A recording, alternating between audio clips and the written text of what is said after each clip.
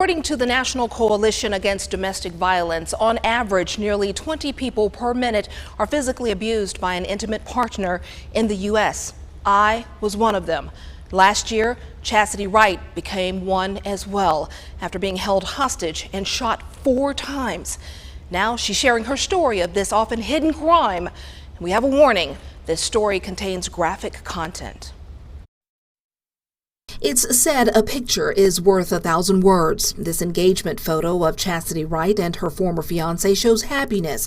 What it doesn't show is the sad day ahead for them. Well, we had known each other since high school, and like I said, he did do 12 years in prison, and I believe the remaining of his last 2, he reached out to me on Facebook, and we started talking from there. And I would go see him in prison on visitation days sometime. He served time for armed robbery and seemed to have turned his life around. He became the man of her dreams. The proposal was very unexpected, but I was happy in the relationship. I was. He didn't give any bad vibes to me. Suddenly, he created a nightmare. She says May 6, 2020 started normally, but after a seemingly peaceful talk in their bedroom and the removal of her engagement ring, things changed. I guess by me taking mine off, that triggered something with him. I don't know, maybe he thought that I didn't want to be with him anymore. I don't know, but I just told him we'll talk when he get back, and I'll see him when he get back from orientation. He left, but not for orientation. Instead, he got a gun. He just was standing in the doorway, and we were kind of close range, face to face, and he just had his hands behind his back and pulled it out and shot me in the leg.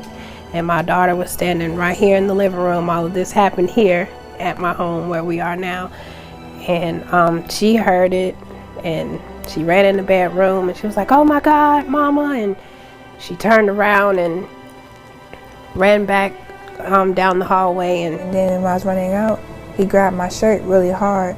I felt the shirt like tugging on my neck and stuff, and I looked back, and I seen the tip of the gun. That's why I got scared. I started screaming even louder because I thought this might be my last day.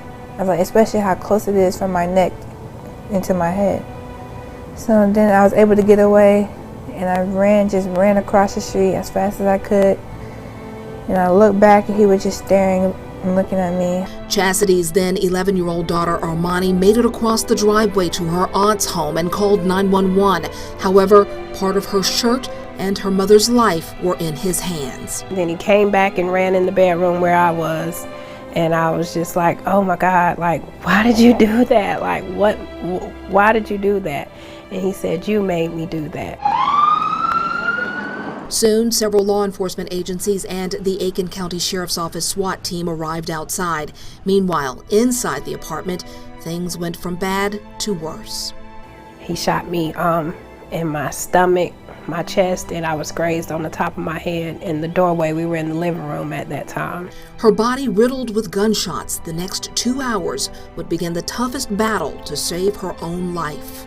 Fell down to the ground after those 3 shots, and we were just in here for a very long time while they were trying to get us out. They were using flashbangs and tear gas and things like that. So I had started to burn inside. My body was burning. I was cramping up and shortness of breath. He told me when they came in to get me, he was gonna kill himself. And he said he wasn't going back to prison. While talking, a window started shattering with rounds of tear gas being tossed inside to force the suspect out. The last round filled the room with smoke and filled Chasity with determination. It landed directly in front of me when they threw it in, and it was just, I couldn't already breathe, and inhaling that smoke and the gas, it was unbearable. And I just got up off the floor and ran out my back door. And God gave me the strength, and my mom's spirit was here with me.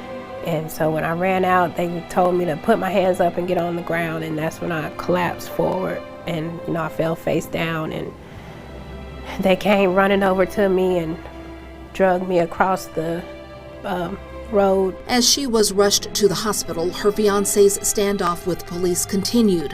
While inside, he shot himself and used his own blood to write final words to Chasity above their bed. He also used her phone to snap pictures of himself in a mirror. Then he took his own life.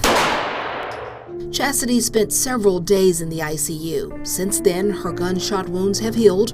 Her smile quickly returned. Chasity has now created a new picture of happiness and peace.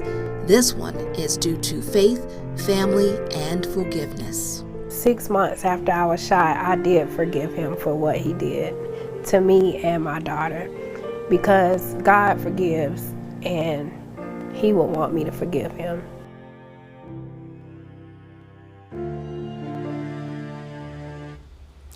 Chasity says Armani is her hero for risking her life to run and call 911. Now, if you or someone you know is experiencing domestic violence, there are helpful resources locally.